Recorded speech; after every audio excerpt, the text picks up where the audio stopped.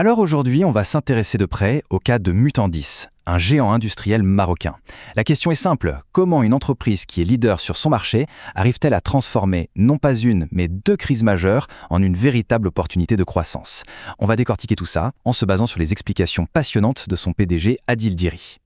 Pour bien comprendre l'histoire, voilà comment on va procéder. D'abord, on va voir qui est Mutandis. Ensuite, on se penchera sur les défis auxquels l'entreprise a fait face, puis on analysera sa stratégie pour s'en sortir, avant de découvrir son plan de croissance, et pour finir, on tirera quelques leçons d'investissement directement de la bouche de son dirigeant. C'est parti. Ok, première étape, qui est Mutandis?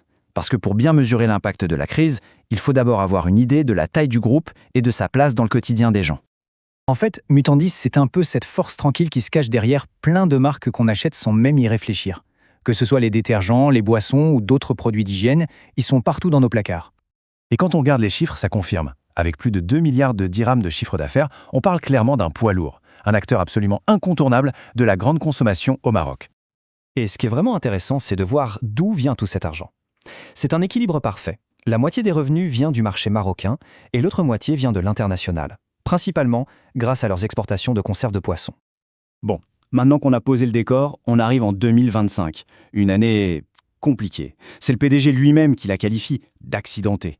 Et c'est là que toute la solidité de l'entreprise a vraiment été testée. Le truc, c'est que ce n'est pas un seul problème, mais bien deux gros pépins qui sont arrivés en même temps et sans aucun rapport l'un avec l'autre. Deux coups durs qui ont frappé en plein cœur des activités clés du groupe. Imaginez un peu le tableau. D'un côté, une panne technique énorme paralyse pendant des mois la production de leur eau minérale super populaire, Ain Ifran. Et de l'autre, un phénomène biologique complètement imprévisible fait que les sardines, leur matière première essentielle pour l'export, elles disparaissent des radars. Alors là, la question qu'on se pose tous, c'est comment on fait face à ça? Quand tout semble aller de travers, quelle est la bonne réaction? Eh bien, la réponse de Mutandis tient en deux mots, adaptation et agilité. Et c'est là que ça devient génial. Pour la panne, au lieu de juste réparer, ils ont transformé le problème en opportunité. Ils ont commandé une machine toute neuve, bien plus performante, qui va carrément booster leur capacité de production pour enfin répondre à une demande qui explosait. Et pour le poisson, pareil, une agilité incroyable. Ok, plus de sardines? Pas de problème. On pivote sur le maquereau, qui lui était là en abondance. Ils ont réorienté toute la production et ajusté les prix pour compenser. Franchement, c'est une belle démonstration de flexibilité. Donc, ils ont géré la crise. Fin de l'histoire? Pas du tout. C'est maintenant que ça devient vraiment intéressant. Mutandis ne se contente pas de revenir à la normale. Non, le groupe se prépare à une année de croissance et d'innovation. Et c'est ça le point clé. Ce n'est pas juste une reprise, c'est une véritable offensive. On parle d'une vague de nouveaux produits, on étend la marque d'Hygiène Vita, on sort de nouveaux formats pour les boissons fruits, il y a même une toute nouvelle marque d'eau qui arrive. Mais la vraie pépite d'innovation, c'est ce fameux Hydrolysa. L'idée est simple mais brillante, on prend les poissons qui étaient jetés avant et on en fait une poudre de protéines super recherchée. En gros, on transforme un déchet en or pour des marchés mondiaux comme la nutrition animale ou les compléments alimentaires. Et l'histoire ne s'arrête pas là. Le PDG, Adil Diri, a aussi profité de l'occasion pour partager sa propre philosophie d'investissement et honnêtement, c'est plein de bon sens.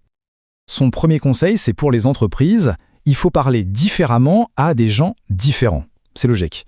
Pour les pros de la finance, on sort les chiffres, les tableaux complexes. Mais pour les particuliers, sur les réseaux sociaux par exemple, il faut être simple, clair et super pédagogue.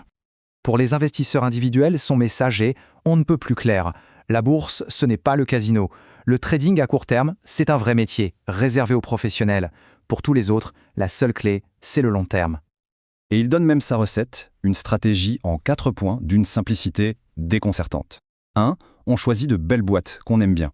2. On met la même somme, régulièrement. 3, et c'est le plus dur, on n'y touche pas. On regarde une fois par an, maximum. Et 4, et le plus important, on laisse les gains faire des petits. Et le plus fort, c'est que ce n'est pas de la théorie. Il le prouve avec sa propre performance.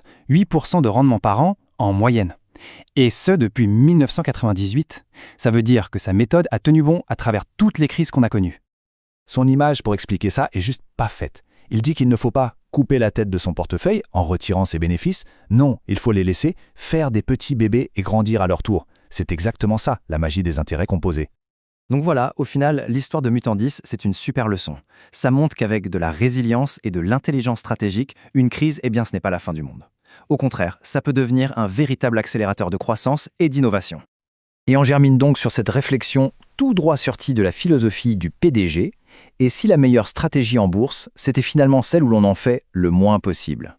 C'est une idée qui va un peu à contre-courant de toute l'agitation ambiante, non? Ça laisse à réfléchir.